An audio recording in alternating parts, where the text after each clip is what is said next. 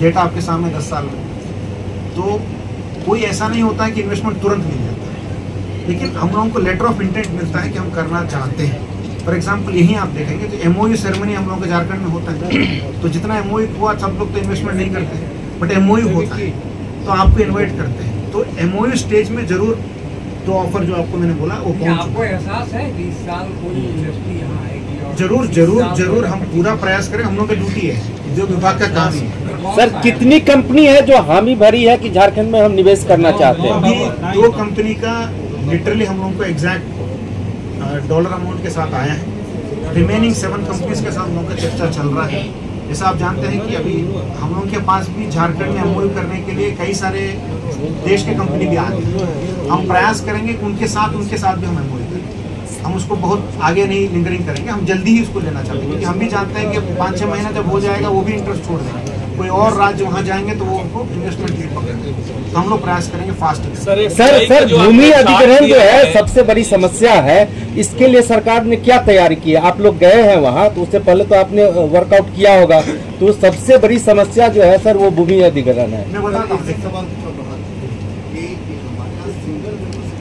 अरे भाई मेरा पहले क्वेश्चन का जवाब दे दूंगा। एक एक्ट के तहत बना है झारखंड, तो सिंगल विंडो क्लियरेंस कमेटी के सामने जो प्रस्ताव हमारे पास आता है जो MOU करने के लिए, LOA करने के लिए, उस कंपनी को इन्वेस्टमेंट के आधार पे कितने हम लोगों का एम्प्लॉयमेंट जनरेट होगा उसके लेवल पे हम लोग हाई पावर्ड कमेटी एक है जो मुख्य सचिव महोदय की अध्यक्षता में, वहाँ हम लोग क्लियरेंस देने के बाद हम MOU करते हैं। जो कंपनी के साथ हम MOU करते हैं या लेटर ऑफ इंटेंट देते हैं, तो उस कंपनी को सपोर्ट करने के लिए सरकार रेडी है, बट हम लोगों का अपना कानून के तहत ही हम काम करेंगे। अभी जियाडा में यदि आप लैंड लेते हैं तो 50% सब्सिडी सर्टेन इंडस्ट्रीज के लिए हमारे पास है।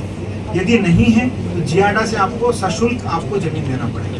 दूसरा ऑप्शन ये है, अगर CNT एरिया में यदि आप ले रहे हैं, 49 सेक्शन 1 है, आप अवगत हैं, जिसमें रैयत के अगर वो कंसेंट रहता है तो उपायुक्त के कोर्ट में जाकर वो 49 में लैंड वो परचेज कर सकता है यदि वो इंडस्ट्री या माइनिंग पर्पस के लिए है। तो भूमि अर्जन की आवश्यकता जनरली नहीं पड़ेगा, क्योंकि भू अर्जन में आपको 4 गुना देना पड़ेगा, और प्राइवेट कंपनीज के लिए भू अर्जन के लिए काफ़ी सारे रिस्ट्रिक्शंस हैं। तो सरकारी कंपनी छोड़कर जो सरकारी लैंड हमारे पास अवेलेबल है, जो जियाडा का लैंड अवेलेबल है, उसके लिए पॉलिसी क्लियर है। इसके अलावा कंपनीज जाकर सीधा रैयत से लैंड परचेज कर सकते हैं यदि उनकी सहमति अगर है मार्केट में, DC की परमिशन उसमें आवश्यकता है। बट कोई भू अर्जन करके किसी को देने का अभी हम लोगों का प्रपोजल नहीं है। बट एक मैं बताता हूँ, एक हम लोगों का एक प्रोजेक्ट है जो 2021 में अनाउंस किया गया था, वो गोविंदपुर साहिबगंज इंडस्ट्रियल कॉरिडोर, जो हम लोगों का जो बड़ा रोड वहाँ बना है, वाइड रोड बना है, उसके दोनों तरफ GSIC में एक GSIC प्रोजेक्ट के रूप में गोविंदपुर साहिबगंज इंडस्ट्रियल कॉरिडोर के रूप में वहाँ लैंड परचेज करने के लिए कुछ जगह लैंड, क्योंकि बहुत सारा लैंड सरकारी लैंड है, बीच में कुछ लैंड हम लोग का रैयती लैंड पड़ रहा है, तो वहाँ लैंड एक्विजिशन करने के लिए हम लोग ऑलरेडी वहाँ असेसमेंट करना शुरू कर दिए हैं, क्योंकि ये प्रोजेक्ट लगता है कि बहुत इंपॉर्टेंट प्रोजेक्ट है। ये PMG पोर्टल से हम लोग को भारत सरकार से भी इसका मॉनिटरिंग किया जा रहा है। हम लोग उम्मीद करते हैं कि वो इंडस्ट्रियल कॉरिडोर वाला एरिया में अगर होगा तो हम एक्वायर करें, बट किसी स्पेसिफिक कंपनी के लिए लैंड एक्विजिशन विशेष क्रम है, कंपनी अभी ये पॉलिसी है सर। एक सवाल है, ये ग्रांट्स हो रहा है, इसमें JV ऑफर है, यानी जॉइंट वेंचर। इसमें देखिए, जैसे फॉर एग्जांपल ग्रांड सोलर है, राजस्थान सरकार के साथ वहाँ एक जॉइंट वेंचर काम कर रहे हैं। वो चाह रहे हैं कि यदि हमारे कोई सरकारी कंपनी के साथ वो चिपिंग करके काम करना चाहेंगे, फॉर एग्जांपल अभी वाटर पे भी अभी आप देखेंगे तेलंगाना में वाटर के ऊपर भी सोलर पैनल्स बना के पावर प्रोड्यूस कर रहे हैं। तो झारखंड सरकार को कोई नुकसान नहीं होगा, केवल हम लोग सरफेस रेट, यदि कोई क्योंकि सरफेस रेट देंगे तो गवर्नमेंट सीधा पार्टी नहीं बन सकता है, तो कोई हो सकता है कि हम लोग जरेडा हो, जिसको हो, कोई सरकारी संस्था रेडिया में हो जाए तो पूंजी को देने के लिए तैयार रहे। दोनों साथ में मिलकर हम लोगों का कंट्रीब्यूशन जमीन के रूप में हो सकता है, सरफेस रेट के रूप में हो सकता है, तो पावर वहाँ से प्रोड्यूस करेंगे तो पावर बेचकर जो आएंगे उसमें हम लोग शेयर अच्छा, ये मोमेंटम झारखंड जो 2017 में हुआ था, रोवारगी और ग्रैंड सोलर की बात की है, जो आपका इलेक्ट्रिसिटी संबंधित विभाग के जो सचिव, वहाँ के जो इम्पोर्टेंट ऑफिसर्स होंगे, माननीय मंत्री रहेंगे, उनके साथ में हम लोग कोऑर्डिनेट करेंगे और वो इन्वेस्टमेंट लीड्स उनको पहुँचाना हमारा काम है। इसके उपरांत वो कंपनी, मतलब हम लोग के इंडस्ट्री डिपार्टमेंट का काम नहीं रहेगा, उनका काम। अच्छा सर एक सेकंड सर एक सवाल इधर है। फैक्ट्रियों के आने के लिए जमीन और पावर सप्लाई सबसे बड़ा अहम मुद्दा है, इन दोनों पे क्या वर्कआउट किया गया? उसमें जरूर मतलब वो डिमांड सब जगह रहता है कि एक रिलायबल पावर और लैंड अवेलेबिलिटी होना चाहिए। तो वो उसके लिए जैसा मैंने बताया अभी जियाडा में लैंड एक्वायर करने के लिए हम लोग प्रक्रिया स्टार्ट कर रहे हैं, not for a specific company but in general land लेने के। कई सारे बिहार के समय के बहुत सारे कंपनीज हैं जो उसके बीच में अभी एसेट एंड लायबिलिटी सभी डिस्ट्रीब्यूशन का भी एक चर्चा चल रहा है। तो वो चर्चा अगर आगे बढ़ जाता तो कई सारे लैंड भी हम लोगों को मिलने की संभावना है। सर झारखंड में अधिकतर जो जमीन है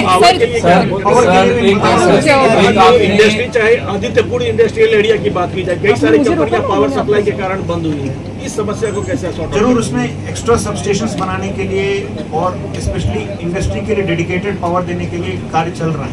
मैं उम्मीद करता हूँ बहुत जल्दी। सर झारखंड में अधिकतर जमीनें विवादों में घिरी है, चाहे वो सरकारी हो, गैर मजबूत या फिर पर्सनल जमीन है। ऐसे में इंडस्ट्रीज अगर आती है तो उनको जगह कहाँ मिलेगी, जितना आसानी से कहा जा रहा है? एकदम आप सही पॉइंट बता रहे हैं, वो तो लिटिगेशन तो जरूर तो जितनी आसानी से कहा जा रहा है क्या उतनी आसानी से जगह मिल पाएगी? जरूर हम लोग प्रयास करेंगे। हम लोगों का इंडस्ट्री डिपार्टमेंट में कहता हूँ कि इंडस्ट्री फैसिलिटेशन डिपार्टमेंट, कई सारे हमको भी ये सवाल आता है कि आपने कितना इंडस्ट्री लगाया, तो इंडस्ट्री लगाना हमारा काम है, इंडस्ट्री लगवाना हमारा काम है। तो जरूर हम फैसिलिटेट करेंगे, चाहे इवन लीगल सपोर्ट भी उनको देना है तो वहाँ भी हम लोग सपोर्ट करने के लिए रेडी है कंपनी।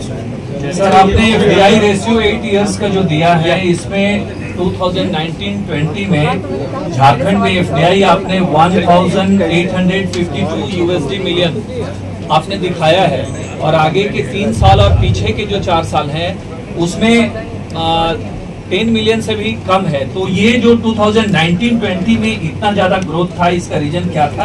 मैं आपको ये कहता हूँ, रीजन में मैं नहीं बता सकता हूँ क्योंकि 2 रीजन इसमें हो सकता है। क्योंकि इसमें हम लोग भी क्योंकि वो रिसर्च की ही बात होगी कैसे सडनली एक साल आए हैं।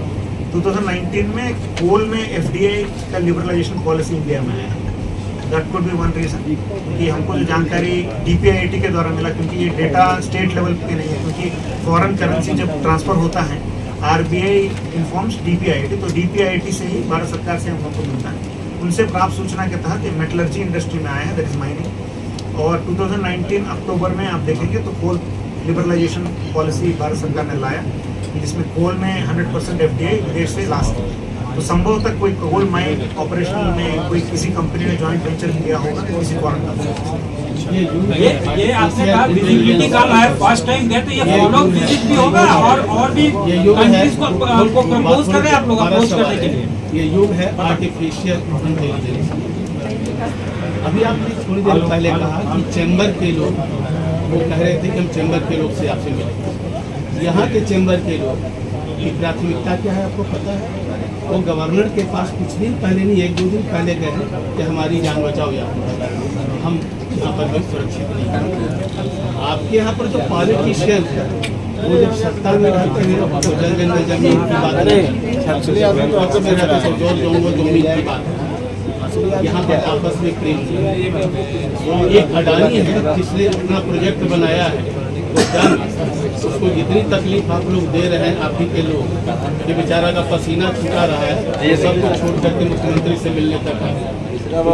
ऐसी स्थिति है वहाँ MOU कर लेने के बाद भी आप डेवलप करेंगे। मैं तो मित्तल से लेकर के अडानी तक देखूंगा, तो ये मैं कैसे विश्वास करूँ कि आप मैं कैसे विश्वास करूँ कि आपकी जो इतनी बड़ी टीम वहाँ गई है स्पेन स्वीडन जा करके आप हमें खुश करते हैं? हमारा सवाल बहुत छोटा है। सजेशन आप ही दीजिए कैसे उसको सुधार।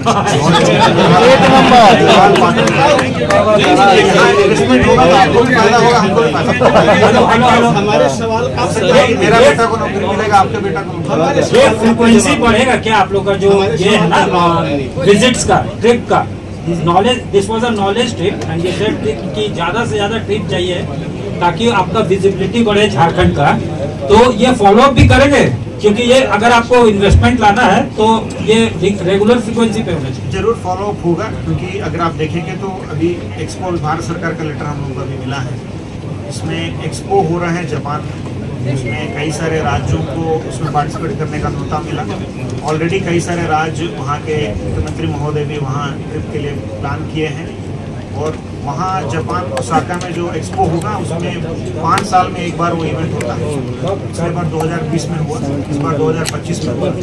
तो पूरे शहर में एक बड़ा एक लेटेस्ट टेक्नोलॉजी से लेकर आज के जो कॉम्पिटिटिव इंडस्ट्री है सबका डिस्प्ले होगा। उसमें सभी राज्यों को एक वीक का स्लॉट ऑलरेडी तेलंगाना और अप्रैल 2025 से स्टार्ट हो गया, 6 महीना चलता है।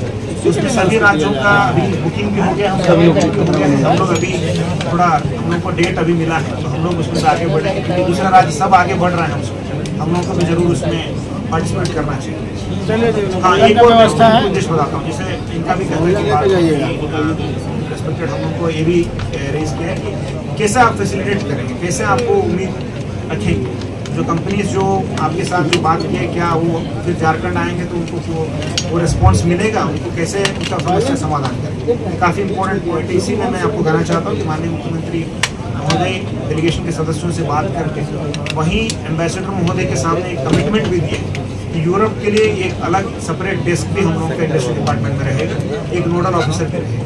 क्योंकि अगर आप अभी इन्वेस्टमेंट भी देखेंगे तो 98% जो हम लोगों को इन्वेस्टमेंट मिला है, तो 2 साल में जो बम था वो यूरोप से आया।